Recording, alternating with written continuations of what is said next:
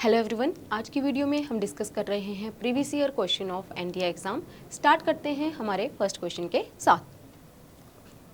First question रहेगा हमारे पास यहाँ पे मैट्रिक्स से रिलेटेड, जैसा कि गिवन है कि let X be a matrix of order 3/3, y be a matrix of order 2/3 and z be a matrix of 3/2।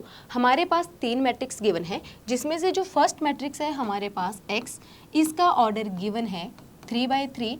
जो सेकेंड मैट्रिक्स है y का ऑर्डर गिवन है 2/3 और नेक्स्ट है हमारे पास z मैट्रिक्स, जिसका ऑर्डर गिवन है हमारे पास 3/2।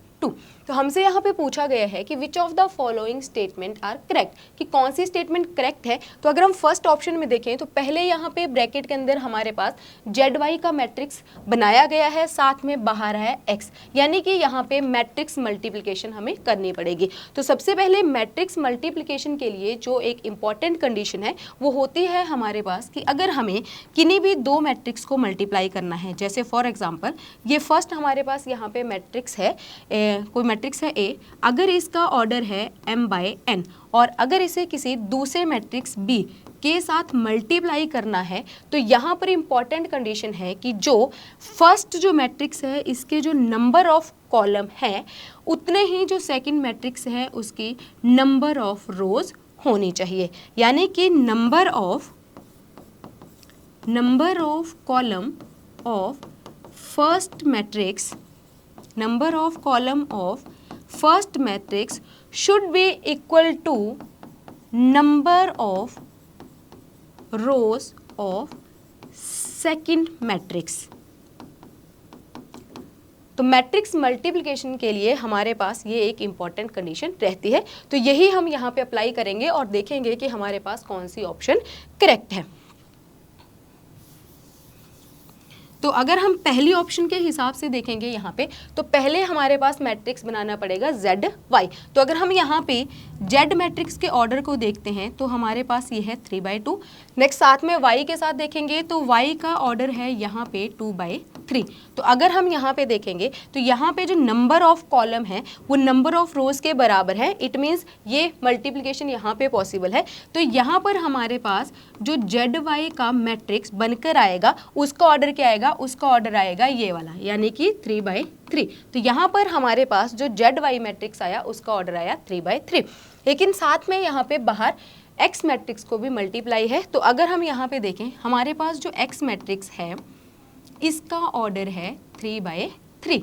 तो अगर यहाँ पे ZY को X के साथ मल्टीप्लाई करना है तो यहाँ पर भी हमारे पास जो नंबर ऑफ कॉलम है वो नंबर ऑफ रोज के बराबर है। दैट मीन्स दैट कि हमारे पास यहाँ पे ZYX जो न्यू मैट्रिक्स बन रहा है यहाँ पे, इसका ऑर्डर है 3/3 और ये मैट्रिक्स हमारे पास डिफाइंड भी है। तो अकॉर्डिंग टू दिस स्टेटमेंट हमारे पास फर्स्ट स्टेटमेंट यहाँ पे क्लियर है कि ZYX इज अ डिफाइंड, कि ये जो ZYX है ये डिफाइंड है, साथ ही साथ में ये एक स्क्वायर मैट्रिक्स है जिसका ऑर्डर है 3। तो जो फर्स्ट स्टेटमेंट है वो बिल्कुल क्लियर है।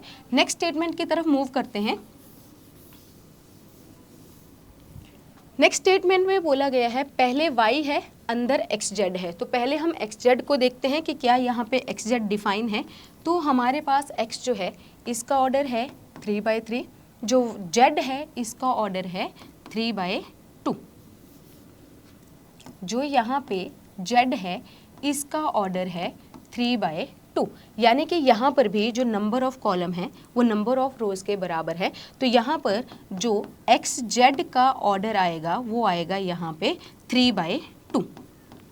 XZ का ऑर्डर कितना आ रहा है 3/2, इसको मल्टीप्लाई करना है Y के साथ। अब Y के साथ करना है तो Y जो है यहाँ पर पहले आएगा हमारे पास, Y का ऑर्डर गिवन है, Y का ऑर्डर गिवन है यहाँ पे 2/3, Y का ऑर्डर गिवन है 2/3 और साथ में XZ का ऑर्डर है यहाँ पर 3/2, XZ का ऑर्डर है 3/2। तो यहाँ पर भी number of rose number of column के बराबर है, यानी कि हमारे पास यहाँ पर जो मैट्रिक्स बन के आएगा YXZ का, उसका ऑर्डर हमारे पास आएगा 2/2। तो पहला कंडीशन कि हमारे पास यहाँ पे y x z डिफाइन है, बिल्कुल डिफाइन है, मैट्रिक्स मल्टीप्लिकेशन की प्रॉपर्टी को ये सेटिस्फाई कर रहा है। साथ में यहाँ पे बोला गया है कि जो स्क्वायर मैट्रिक्स है उसका ऑर्डर है 2। तो हमारे पास यहाँ पे सेकंड ऑप्शन भी करेक्ट है। अब ऑप्शन में हमारे पास 1 2 3 की ऑप्शन भी है, तो हमें ऑप्शन 3 भी यहाँ पे चेक करनी पड़ेगी। तो ऑप्शन 3 को चेक करते हैं। तो यहाँ पे क्या गिवन है, पहले गिवन है यहाँ पे x, अंदर गिवन है y z। तो अगर हम y को देखें तो y है यहाँ पे 2/3, z है यहाँ पर 3/2। तो यहाँ पर number of column is equal to number of rows. तो हमारे पास यहाँ पर जो वाई जेड मैट्रिक्स बन के आएगा ये आएगा 2/2 का। वाई जेड कितने का आएगा, 2/2। बाहर क्या है, यहाँ पे बाहर है x, तो x का मैट्रिक्स अगर हम यहाँ पे देखें तो x का ऑर्डर है यहाँ पे 3/3। तो यहाँ पे अगर हम कंडीशन को देखें तो यहाँ पे जो नंबर ऑफ कॉलम है वो नंबर ऑफ रोज के बराबर नहीं है। तो दैट मीन्स यहाँ पे एक्स वाई जेड डिफाइन नहीं है। तो यहाँ पे आ गया कि X Y Z is not defined. तो हमसे डेफिनेटली यहाँ पे एक्स वाई जेड जो है वो डिफाइन नहीं है। तो हमारे पास पूछा गया है select the answer using the code given below. तो हमारे पास क्या है, यहाँ पे तीनों की तीनों ऑप्शन हमारे पास करेक्ट हैं। तो अकॉर्डिंग टू दिस हमारे पास ऑप्शन डी यहाँ पे करेक्ट हो जाती है कि 1 2 एंड 3 इज करेक्ट। तो ये था हमारे पास फर्स्ट क्वेश्चन मैट्रिक्स से related.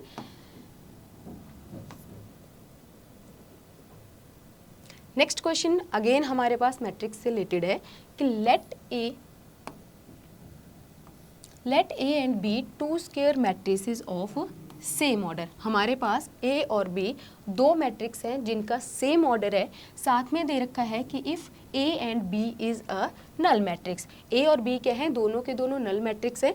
Which of the following is correct. तो नल मैट्रिक्स क्या होता है हमारे पास, जीरो मैट्रिक्स के। अगर ए हमारे पास जीरो मैट्रिक्स है लेकिन यहाँ पे बोला गया है, और बी हमारे पास मान लो कोई और मैट्रिक्स भी है, बट इन्होंने बोला है कि जो मल्टीप्लिकेशन है दोनों मैट्रिक्स की वो क्या आ रही है, दोनों के दोनों नल मैट्रिक्स हमारे पास आ रहे हैं। तो ऑप्शन में क्या गिवन है कि both A and B are null matrix. तो अगर हमारे पास दोनों में से कोई एक मैट्रिक्स भी क्या हो जाता है, नल हो जाता है, तब भी पूरा का पूरा मैट्रिक्स जो है वो ज़ीरो दे देता है। जैसे फॉर एग्जांपल पहली ऑप्शन में बोला गया है कि ए बी नल मैट्रिक्स, अगर ये ज़ीरो है ये ज़ीरो है, तो जो हमारे पास बी मैट्रिक्स है चाहे ये ज़ीरो हो चाहे जीरो ना हो, तब भी जो मल्टीप्लिकेशन आएगी वो क्या आ जाएगी, हमारे पास ज़ीरो आ जाएगी। तो पहले बोला गया है कि both A and B are null matrix. तो यहाँ पे ये कंडीशन जरूरी नहीं है कि दोनों के दोनों ही ज़ीरो होने चाहिए। तो ऑप्शन ए यहाँ पे गलत हो जाती है।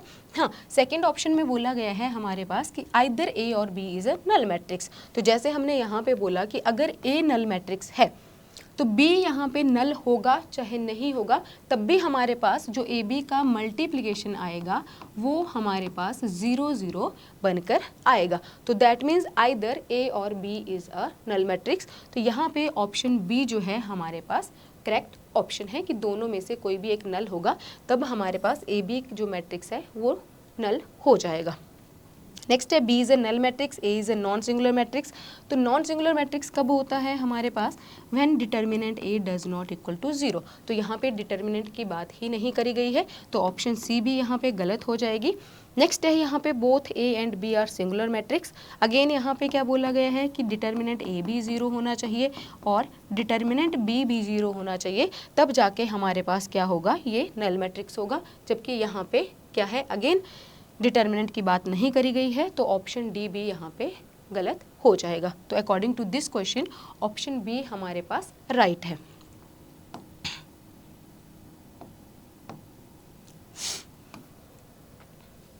नेक्स्ट क्वेश्चन है हमारे पास, if omega does not equal to 1 is a cube root of unity, then what is 1 plus omega minus omega square की power 100 plus 1 minus omega plus omega square की पावर 100। तो सबसे पहले हमारे पास क्यूब रूट ऑफ यूनिटी होते हैं।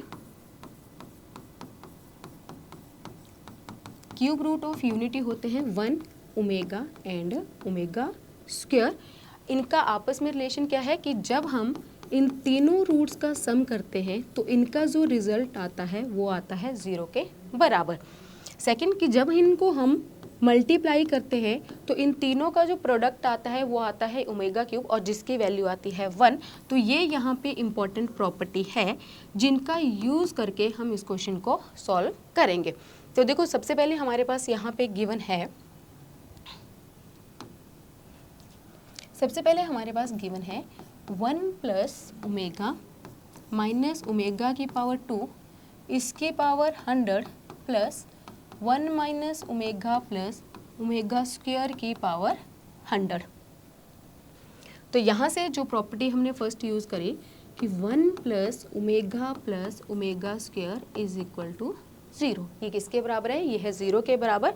अब हमारे पास यहाँ पे है 1 प्लस ओमेगा, यहाँ पे ओमेगा स्क्वायर, तो हम यहाँ पे किसी की भी वैल्यू को यहाँ पर पुट कर सकते हैं यहाँ से। तो यहाँ से मैंने 1 प्लस ओमेगा की वैल्यू को ले लिया माइनस ओमेगा स्क्वायर, इसको यहाँ पे पुट कर दिया फर्स्ट क्वाड्रेंट में, ये बन गया माइनस ओमेगा स्क्वायर की पावर 100 प्लस। अब यहाँ पर अगेन 1 माइनस ओमेगा है जो यहाँ पे नहीं है, लेकिन यहाँ पर 1 प्लस ओमेगा स्क्वायर को लिखा जा सकता है किसके बराबर, माइनस ओमेगा के बराबर। तो यहाँ पर इसमें हम 1 प्लस ओमेगा को पुट कर देंगे माइनस ओमेगा, तो ये बन जाएगा यहाँ पे 1 plus omega square minus omega और ये बन जाएगा माइनस ओमेगा की पावर 100। नेक्स्ट यहाँ पे सॉल्व करेंगे, ये बन जाएगा माइनस 2 ओमेगा स्क्वायर की पावर 100 प्लस इधर हो जाएगा माइनस 2 ओमेगा की पावर 100। तो यहाँ पे -2 इवन 100 इवन पावर में है तो ये पॉजिटिव आ जाएगा, ये बन जाएगा 2 ओमेगा की पावर 200 बन जाएगा, इधर 2 ओमेगा की पावर बन जाएगा 100। तो यहाँ से हम क्या करेंगे, अब यहाँ से 2 की पावर 100 भी आ जाएगा यहाँ पे साथ में, यहाँ पे भी क्योंकि 2 की पावर में भी 100 है। तो यहाँ से हम 2 की पावर 100 को बाहर निकाल लेंगे, अंदर हमारे पास रह जाएगा ओमेगा की पावर 200 प्लस ओमेगा की पावर 100। तो यहाँ पर हम नेक्स्ट प्रॉपर्टी का यूज़ करेंगे, कौन सी प्रॉपर्टी, हमें पता है कि अगर ओमेगा की क्यूब 1 है तो यहाँ पे बोला गया है कि ओमेगा की पावर 3n यानी कि 3n के मल्टीपल में जो भी नंबर होंगे उनकी वैल्यू भी 1 आएगी। तो यहाँ पर हम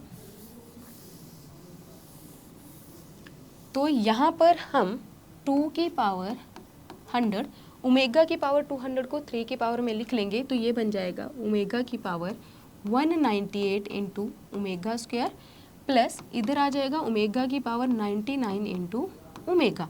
तो यहाँ पे ओमेगा की पावर 99 3 की पावर में आ जाएगी, ये 2 की पावर 100 इंटू ओमेगा की पावर 3 इंटू 66 इंटू ओमेगा की पावर 2 प्लस ओमेगा की पावर 99 इंटू ओमेगा, ये भी 3 की पावर में लिखा जाएगा। तो जब ये 3 की पावर में लिखा जाएगा तो होल वैल्यू कन्वर्ट हो जाएगी किस में, 1 में। तो यहाँ पे बच जाएगा हमारे पास ओमेगा स्क्वायर, इसकी वैल्यू भी हमारे पास क्या आ जाएगी, ओमेगा की पावर 99 3 की पावर 33, इसकी वैल्यू भी 1 हो जाएगी। और यहाँ पे ओमेगा की पावर 3 की पावर 66 की वैल्यू भी 1 हो जाएगी,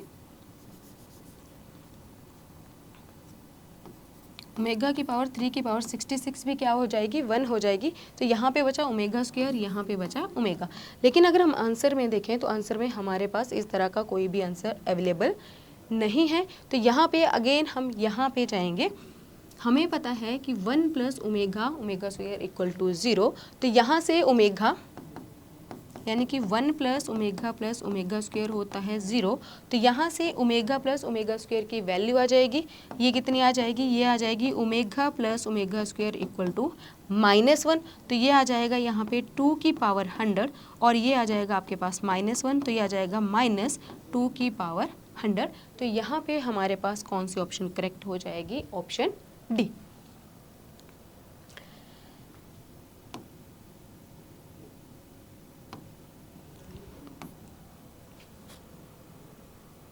नेक्स्ट क्वेश्चन अगेन हमारे पास कम्प्लेक्स नंबर से रिलेटेड है। हमसे पूछा गया है कि what is the value of sum n goes 1 to 20 iota की पावर n-1 प्लस आयोटा की पावर n प्लस आयोटा की पावर n+1। हमें इसकी वैल्यू को फाइंड आउट करना है जब n जो है 1 से लेके 20 तक मूव कर रहा है। तो सबसे पहले आयोटा से रिलेटेड हमारे पास इंपॉर्टेंट है कि हमें पता है कि आयोटा की वैल्यू होती है √-1, आयोटा स्क्वायर की वैल्यू होती है -1 और आयोटा क्यूब की वैल्यू होती है माइनस आयोटा, और आयोटा की पावर 4 होता है हमारे पास 1। और जब हम यहाँ पे इन चारों का सम कर देते हैं, यानी कि iota plus iota square plus iota की क्यूब प्लस आयोटा की पावर 4, तो इसकी वैल्यू आ जाती है 0। ये भी एक इम्पॉर्टेंट प्रॉपर्टी है, डायरेक्ट वैल्यू पुट करके भी देख सकते हैं। आयोटा प्लस आयोटा स्क्वायर की वैल्यू -1 प्लस आयोटा क्यूब की वैल्यू माइनस आयोटा, और इधर आ जाएगा 1। तो यहाँ पे ये इसके साथ कैंसिल आउट, माइनस आयोटा इसके साथ कैंसिल आउट, रिजल्ट में क्या आ गया हमारे पास 0। तो यहाँ पे इस क्वेश्चन में हम इस प्रॉपर्टी का यूज़ करेंगे। तो सबसे पहले हमारे पास गिवन है यहाँ पे समेशन n गोज़ 1 to 20, इधर है आयोटा की पावर n-1 प्लस आयोटा की पावर n और प्लस आयोटा की पावर n+1। तो यहाँ पे हम सबसे पहले आयोटा n की पावर -1 जो सबसे छोटी पावर है उसे बाहर ले लेंगे। यहाँ पे आ गया समेशन n गोज़ 1 to 20, तो आयोटा की पावर n-1 को बाहर ले लिया। यहाँ पर हमारे पास क्या बचा 1, आयोटा की पावर n बाहर आ गया, तो यहाँ पे आ गया आयोटा, क्योंकि यहाँ पे +1 ये कट जाएगा, आयोटा की पावर n, और यहाँ पे आ जाएगा आयोटा की पावर 2, क्योंकि तभी तो यहाँ पे -1 + 2 क्या आ जाएगा यहाँ पे 1। तो अब यहाँ पे हम जब यहाँ पे वैल्यू को पुट करेंगे तो ये क्या आ जाएगी हमारे पास समेशन n गोज़ 1 to 20, इधर आ गया आयोटा की पावर n-1, ये बन गया 1 प्लस आयोटा, आयोटा स्क्वायर आ गया -1, इसके साथ ये कैंसिल आउट हो जाएगा यहाँ पर। और यहाँ पे हमारे पास क्या बच गया समेशन n गोज़ 1 to 20, इधर आ गया आयोटा की पावर n-1 और इधर आ गया हमारे पास आयोटा। तो यहाँ पे अगेन यहाँ पे पावर जो है वो ऐड हो जाएगी, हमारे पास क्या रह जाएगा समेशन n गोज़ 1 to 20, इधर रह जाएगा ओनली आयोटा की पावर n। तो यहाँ पर हमारे पास जब हम यहाँ पे पावर को चूज़ करना शुरू करेंगे तो हमारे पास ये कितना आ जाएगा, यहाँ पे जब हम 1 by 1 n की पावर को पुट करेंगे तो पहले बन जाएगा आयोटा की पावर 1 प्लस n को नेक्स्ट मूव करेंगे 2 प्लस नेक्स्ट पुट करेंगे 3 4 प्लस इस तरह से 5 आयोटा की पावर 6 प्लस आयोटा की पावर 7 प्लस आयोटा की पावर 8, इस तरह से क्या होगा हमारे पास ये वैल्यू 20 तक मूव करती जाएगी। तो सबसे पहले अभी हमने प्रॉपर्टी देखी कि हमारे पास जो सम होता है आयोटा की पावर 4 वो होता है 0 के बराबर। Iota plus iota square plus iota की क्यूब प्लस आयोटा की पावर 4 होता है 0। तो ये जो हमारे पास नेक्स्ट आगे टर्म है ये भी हमेशा इसी वैल्यू को दोबारा रिपीट करती है। जैसे अगर हम आयोटा की पावर 5 को लिखना चाहें तो हम इसे लिख सकते हैं आयोटा की पावर 4 इंटू आयोटा। तो यहाँ पे पावर क्या हो जाएगी ऐड, तो आयोटा की पावर 4 की वैल्यू होती है 1, तो यहाँ पे वैल्यू क्या आ जाएगी, यहाँ पे आ जाएगी आयोटा की 5 आयोटा। इसी तरह से जो आयोटा की पावर 6 है it can be written as iota की power 4 into iota square, power add हो जाएंगी तो आयोटा की पावर 4 अगेन 1, आयोटा स्क्वायर की वैल्यू कितनी आ जाएगी -1। यानी कि ये सारे के सारे जो आगे टर्म्स हैं ये इस वैल्यू को रिपीट करेंगे, तो कहीं ना कहीं सारी की सारी वैल्यू का क्या सम आ जाएगा, यहाँ पे जो 4 तक है इसका सम भी 0 आ जाएगा, जो 8 तक आएगा इसका सम भी 0 आ जाएगा, जो नेक्स्ट 12 तक आएगा उसका सम भी 0, और जो नेक्स्ट 20 तक आएगा उसका सम भी 0 आ जाएगा। तो यहाँ पे जो समेशन n गोज़ 1 to 20 है ये पूरी की पूरी टर्म जो है वो 0 में कन्वर्ट हो जाएगी। तो हमारे पास यहाँ पे ऑप्शन बी करेक्ट है।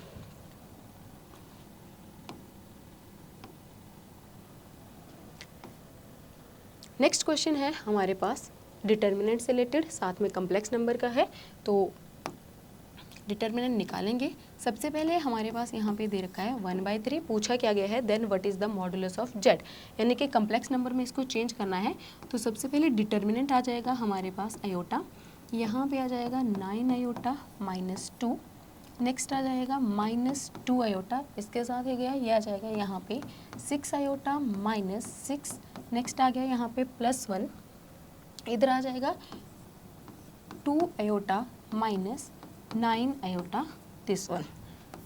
तो 1/3 इधर आ गया हमारे पास, सॉल्व करेंगे 9 आयोटा स्क्वायर -2 आयोटा, इधर आ गया -12 iota square, minus minus plus 12 iota, plus इधर आ जाएगा 9 में से 2 गए -7 आयोटा। आयोटा स्क्वायर की वैल्यू अभी डिस्कस करी -1, तो ये हो जाएगा -9 -2 आयोटा, इधर भी आयोटा स्क्वायर की वैल्यू -1 माइनस माइनस प्लस में कन्वर्ट हो जाएगा हमारे पास ये, तो ये बन जाएगा यहाँ पे 12 प्लस 12 आयोटा माइनस 7 आयोटा, तो इधर ये आ गया 1/3, तो यहाँ पे 9 प्लस 12 ये बन गया यहाँ पे +3, 12 + 2 10, 10 में से 7 आयोटा गए, ये आ गया हमारे पास +3 आयोटा। तो यहाँ पे 3 कॉमन अगर हम निकाल देंगे तो 3 यहाँ पे कट जाएगा, हमारे पास आ जाएगा 1 प्लस आयोटा। तो ये आ गया हमारे पास, यहाँ पे क्या बोला गया था कि जो डिटर्मिनेंट है वो x + 3y आई आयोटा y की तरह होना चाहिए, तो x आ गया 1 यहाँ पे और आयोटा आ गया यहाँ पे 1। मॉडुलस की बात करी गई है यहाँ पे, तो किसी भी कम्प्लेक्स नंबर का जो मॉडुलस होता है उसे मॉड ऑफ z के साथ डिनोट किया जाता है। तो जैसे अगर हमारे पास यहाँ पे x + आयोटा y कोई कम्प्लेक्स नंबर है तो इसका जो मॉडुलस है वो होता है x² + y का स्क्वायर, ठीक है, क्या होता है x² + y का स्क्वायर। तो ये आ जाएगा यहाँ पर, अगर हम इसको डिस्कस करें 1 प्लस आयोटा के साथ, तो यहाँ पे x हो गया 1 और इमेजिनरी नंबर के साथ नंबर है यहाँ पे 1, तो ये आ जाएगा यहाँ पे √2। तो यहाँ पे जो राइट ऑप्शन है वो हो जाएगी हमारे पास ऑप्शन बी।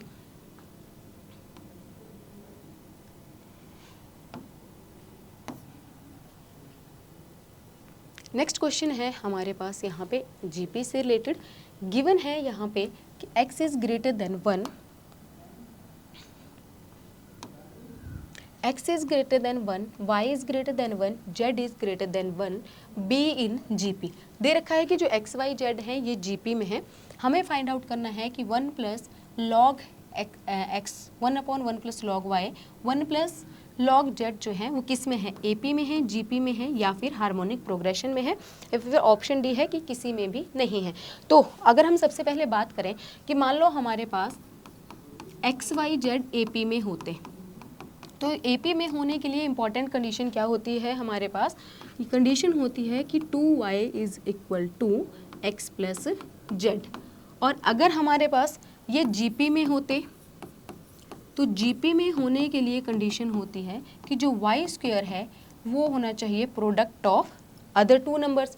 और अगर यहाँ पे बोला गया है कि अगर x y z हमारे पास HP में होते तो यहाँ पे इसका जो अपोजिट होता है कंडीशन होता है कि 1/x 1/y 1/z जो है वो AP में होंगे, यानी कि AP का अपोजिट जो है वो HP में और HP का अपोजिट AP में होगा। तो ये हमारे पास यहाँ पे इम्पॉर्टेंट कंडीशन है। तो सबसे पहले जो कंडीशन हमारे पास दे रखी है यहाँ पे,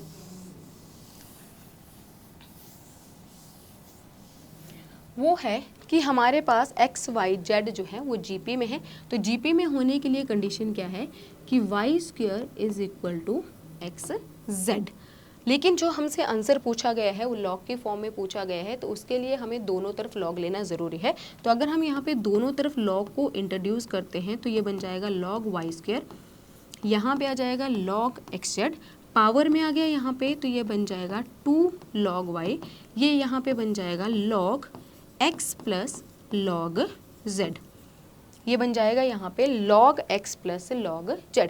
तो अगर हम यहाँ पे देखें तो ये कौन सी प्रॉपर्टी को सेटिस्फाई कर रहा है, सबसे पहले हमने बात करी कि अगर x y z AP में होता तो हमारे पास जो 2y = क्या होगा, वो होगा x + z। तो यहाँ से हमें ये पता चल रहा है कि हमारे पास ये जो log y है, log x है और log z है ये AP में है। क्या है, ये हमारे पास AP में है। अगर ये AP में है, पूछा क्या गया है 1 + log x, तो यहाँ पे प्रॉपर्टी है कि जब भी कोई टर्म AP में होती है तो उसमें हम सेम टर्म को अगर सभी में ऐड करें, तो जैसे यहाँ पे 1 ऐड है, यहाँ पे 1 ऐड है, यहाँ पे भी 1 ऐड है, अगर सेम टर्म को सब में ऐड करें तो जो नेक्स्ट हमारे पास AP बनती है वो भी हमारे पास 1 + log x 1 + log y 1 + log z, ये भी हमारे पास AP में ही होती है।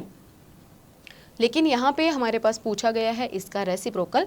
अभी हमने डिस्कस किया कि AP का जो रेसिप्रोकल होगा वो कहाँ पे लाई करेगा, वो हार्मोनिक प्रोग्रेशन में लाई करेगा। तो यहाँ पे आ जाएगा कि then 1 plus log of x, 1 plus log of y और 1 प्लस लॉग ऑफ z जो है ये हमारे पास HP में लाई कर रहा है। तो that means according to this one हमारे पास ऑप्शन सी यहाँ पे करेक्ट हो जाएगी। तो ये थे हमारे पास कुछ एक इम्पॉर्टेंट क्वेश्चन जो प्रीवियस ईयर एग्जामिनेशन में पूछे गए थे। बहुत जल्द APC एकेडमी में न्यू NDA का बैच स्टार्ट हो रहा है। इंटरेस्टेड कैंडिडेट नीचे दिए गए नंबर पर कांटेक्ट कर सकते हैं।